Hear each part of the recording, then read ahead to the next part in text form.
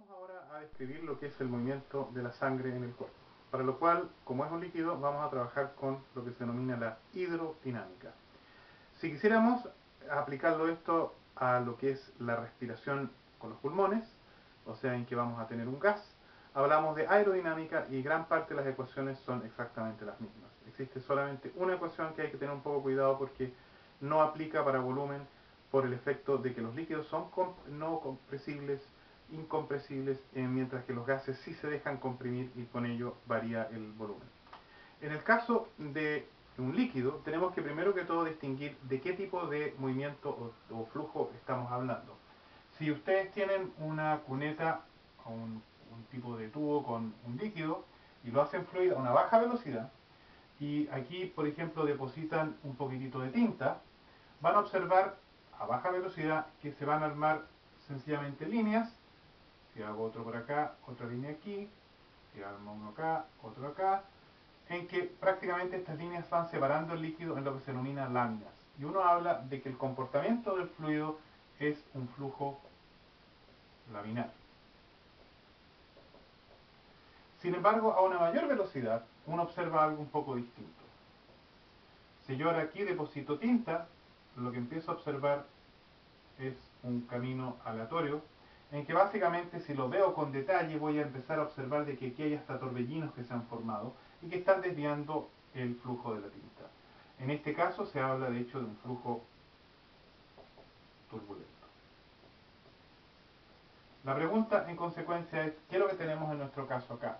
En la sangre tenemos laminar, tenemos turbulento o en qué situación vamos a encontrar cuál de los dos. Para poder entender mejor por qué se generan las turbulencias y con ello poder estimar si estamos en uno o en otro de los casos, vamos a mirar un caso bastante simple en que si uno tiene un obstáculo, uno puede observar dos cosas marcadamente distintas. Si yo tengo un obstáculo y la velocidad del fluido es baja, yo observo de que el líquido sencillamente se acomoda con el obstáculo tratando de evitarlo, pero al final todo el líquido fluye sin mayor dificultad en torno del obstáculo. Para una mayor velocidad empieza a surgir un problema. Y el problema de hecho se visualiza de la siguiente forma. En esta zona de acá existe un punto en que este flujo no alcanzó a sobrepasar y se desvía de vuelta, formando lo que se denomina un torbellino. Y este torbellino empieza a girar en esta zona, mientras que el flujo encima de él logra pasar. O sea, aquí tenemos que en este sentido van los dos de la misma dirección, acá, pero aquí está rotando en la dirección opuesta. Y a este lado acá se observa exactamente lo mismo, tenemos un torbellino que gira también en este caso en el sentido del reloj de las manecillas del reloj, de esta forma. Ahora, y el resto equivale aproximadamente a la situación superior. Si queremos ahora entender por qué ocurrió esto, o esta forma de fluir, tenemos que mirar cómo se generó este torbellino. Y en particular tenemos que mirar lo que pasa en esta zona. Voy a dibujar más grande el puro torbellino acá, para poder entender lo que está pasando. Si yo dibujo solamente el torbellino, yo voy a tener una zona en que tengo que está fluyendo esta parte hacia allá y la otra parte hacia acá. Si esta parte que está fluyendo hacia allá lograra arrastrar a esta parte en esa dirección, lo que obtendríamos es que básicamente el sistema comienza a lograr sobrepasar el obstáculo. ¿Por qué? Porque esta zona acá fue influenciada por la otra que va en la dirección hacia arriba. Sin embargo, si esta no logra arrastrar a la de acá abajo, lo que estamos generando es justamente el torbellino, porque esta al final se va a desviar y va a venir hacia abajo. Así que lo que ocurre acá tiene que ver con la capacidad de las zonas que están viajando por encima del obstáculo de arrastrar a las otras consigo para llegar a este esquema. ¿Qué es lo que está ocurriendo en consecuencia en esta interfase? Si yo miro aquí en detalle, yo lo podría dibujar de la siguiente forma. Yo tengo aquí esta parte superior, que lo voy a dibujar como un tipo de caluga de líquido en la parte superior, y tengo la otra que va en la otra dirección. Esta va en esa dirección, esta va en esta dirección. Esta de acá está haciendo fuerza para poder mover esta en la otra dirección. Esta de acá arriba tiene, si este es mi eje Z, y esta vamos a tomarlo como la distancia delta Z, esta tiene una velocidad v de z más delta z, o sea, la posición de acá arriba, z más delta z, mientras que la velocidad en esta parte de acá abajo es v de z. Las dos velocidades, si son distintas, yo voy a tener, porque si van viajando a la misma velocidad, sencillamente se mueven así. Sin embargo, si una se adelanta a la otra, o incluso la otra va en la otra dirección, la diferencia va a generar de que ambas van a tratar de influenciarse. Lo que está ocurriendo microscópicamente es que las moléculas de la más rápida van a pasar a la más lenta, con lo cual están ayudando, mientras la más lenta entrega moléculas más lentas a la más rápida, con lo cual está retrasando a esta. Lo que nosotros describimos mecánicamente es que existe, entre comillas, roce, lo cual obviamente no es el caso realmente, no existe un frotar entre las capas del líquido. Pero básicamente se puede modelar así. En consecuencia, yo puedo introducir una fuerza, que se llamaría la fuerza viscosa, que describe la viscosidad básicamente de este roce, en que depende de una constante, que es la constante viscosidad, la superficie, porque si esta superficie es más grande, voy a tener obviamente más, esto lo podemos llamar delta X, esto lo podemos llamar delta Y, así que la superficie es delta X por delta Y, y va a depender de la diferencia de las velocidades, y esta es la velocidad en la dirección X, porque están viajando en esta dirección, así que tengo la diferencia de las velocidades en la dirección X, pero también afecta la distancia. Si están muy próximas, obviamente tengo mucho más efecto de intercambio, si están muy lejanas, menos, así que lo divido por la diferencia de altura de las dos. Y esta es la fuerza que está tratando de arrastrar una capa sobre la otra. Esto compite con lo que se llama la fuerza de inercia,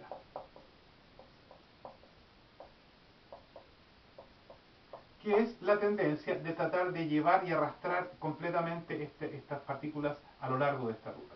La fuerza de inercia nace sencillamente de la diferencia de presión que yo tengo a los lados y se refleja sencillamente como la segunda ley de Newton, en que yo aquí escribo la masa por la aceleración. Y la aceleración la voy a escribir como estamos hablando ahora en esta dirección X que tenemos ahora aquí en este sentido, como delta V de X partido por el tiempo. Ahora, la masa yo la puedo escribir también como la densidad por el volumen. Y si estoy tomando un volumen de X, de Y, de Z, yo puedo escribir todo esto como ρ delta X, delta Y, delta Z. Lo que interesa ahora es comparar ambas fuerzas. Si esta fuerza de inercia gana, va a obligar a que sencillamente el torbellino exista, porque la fuerza viscosa no fue capaz de arrastrar también lo que estaba en la esquina del obstáculo. Así que lo que vamos a obtener es que lo que vamos a hacer es comparar ambas. O sea, eso ahí se introduce lo que se llama el número de Reynolds,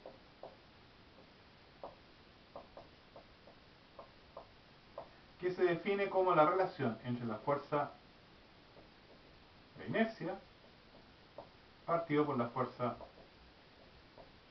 viscosa. Y en este caso nos va a dar la fuerza de inercia, ρ delta X, delta Y, delta Z, delta Bx partido por delta T, y abajo tenemos eta, que es la viscosidad, delta X, delta Y, delta V de X partido por delta Z. Esto se simplifica y me queda de la siguiente forma: delta Z al cuadrado partido por delta T, ρ partido por eta. Veamos cómo podemos representar este delta Z. Si yo estoy teniendo este torbellino que está circulando de esta forma, a mí lo que me interesa es cómo puedo modelar este delta Z sobre delta T. Un delta Z sobre delta T es básicamente una velocidad en la dirección Z que yo tenía definida de esta forma.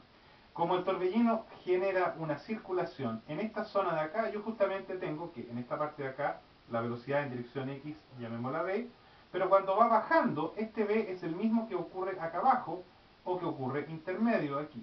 Y en esta zona de acá, esto es delta Z partido por delta T, porque ahí me estoy moviendo en esta dirección Z.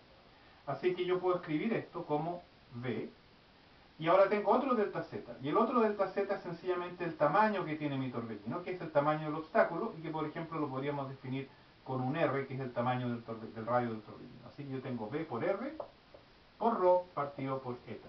Y lo que estoy teniendo es lo que se denomina el número Reynolds. Acá arriba tengo el representante de la fuerza de inercia, acá abajo el de la fuerza viscosa, y la regla es que si es que el de la inercia gana al de la viscosa, o sea, si el número Reynolds es mucho mayor que 1, o sea, este es mucho mayor que este, lo que yo tengo es turbulencia. mientras que si el número Reynolds es mucho menor que 1, lo que yo tengo es laminar. Y tengo por otro lado la expresión para poder estimar en qué tipo de situación me encuentro. En este caso en concreto, si miramos el tema de la sangre, los radios se encuentran entre 10 a la menos 5 hasta 10 elevado a menos 4 o menos 3 incluso metros. La densidad es del orden de 10 elevado a 3 kilogramos partido por metro al cubo. La velocidad estamos hablando de 10 a la menos 3, menos 2 a menos 4 metros partido por segundo, incluso menos 3 digamos. Y la viscosidad es del orden de 10 elevado a menos 3 pascal segundo, que es la unidad de la viscosidad. Si yo ahora reemplazo esos valores, lo que obtengo es 10 a la menos 3 por 10 elevado a menos 5, menos 4, pongamos un valor intermedio, por 10 elevado a 3 partido por 10 elevado a menos 3. Este pasa positivo para arriba, me va a dar un 10 elevado a 6, menos 3 menos 4 da 10 elevado a menos 1, levemente inferior al 1. En consecuencia, estamos tendiendo a tener un flujo laminar.